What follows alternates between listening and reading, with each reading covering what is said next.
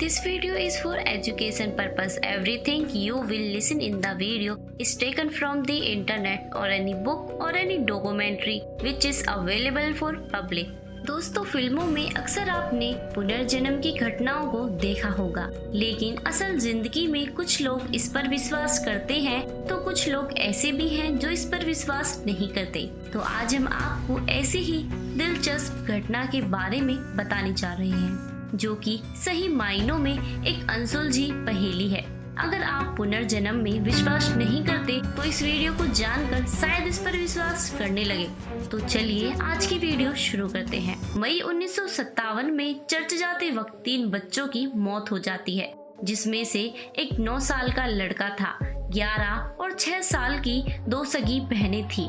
बड़ी बहन का नाम जो आना था और छोटी का नाम जैकलीन था। पोलक फैमिली पर उनकी मौत का इतना गहरा असर पड़ा कि दोनों ही उनके मरने की बात को स्वीकार नहीं कर पा रहे थे। वो हमेशा बस एक ही बात कहते कि उन्हें किसी भी कीमत पर अपनी बेटियां वापस चाहिए, लेकिन उनकी इस तरह की बातों को कोई भी इतना ध्यान से नहीं लेता।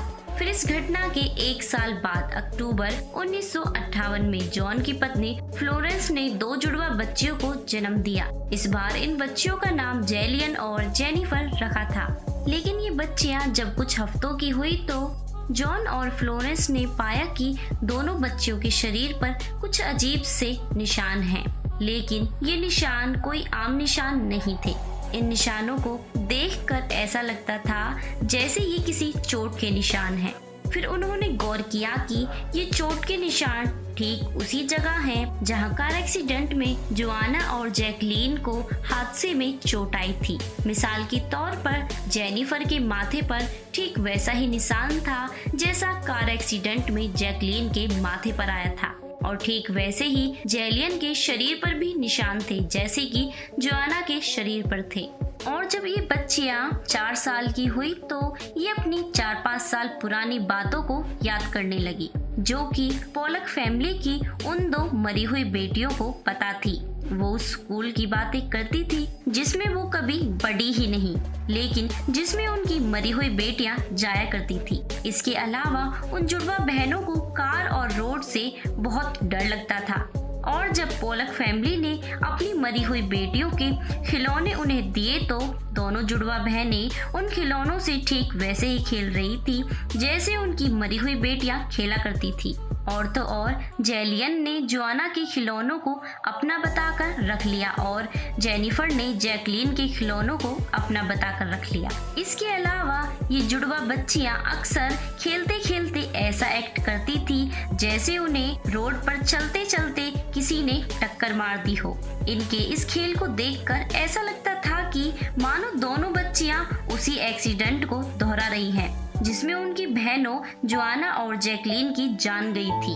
और ये शक यकीन में तब बदला जब उनकी एक बेटी ने अपनी दूसरी बहन की गोद में सिर रखा हुआ था और दूसरी बहन बोल रही थी कि देखो, तुम्हारी आंख से खून आ रहा है और यही तुम्हारा कार एक्सीडेंट हुआ था। इसके बाद पोलक फैमिली को भरोसा हो गया था कि ये उनकी मरी हुई बेटियां ही हैं जिनका पुनर्जन्म हुआ है। पुनर्जन्म की ये घटना किसी मिस्ट्री से कम नहीं थी, क्योंकि इन लड़कियों का जन्म उसी घर में उन्हीं माता पिता से हुआ था। इस घटना को कई लोकल न्यूज़पेपर ने छापा, जिसके बाद कई शिक्षाविदों ने बच्चियों की कहानी में रुचि ली। द मिरर में छपी एक खबर के मुताबिक एक रिसर्च डॉक्टर ने इन जुड़वा बच्चियों की केस स्टडी की। इस दौरान उन्होंने बच्चियों और उनके माता पिता से कई बार बात की और सभी फाइंडिंग्स को अपनी किताब रेनकार्नेशन एंड बायोलॉजी में प्रकाशित किया था।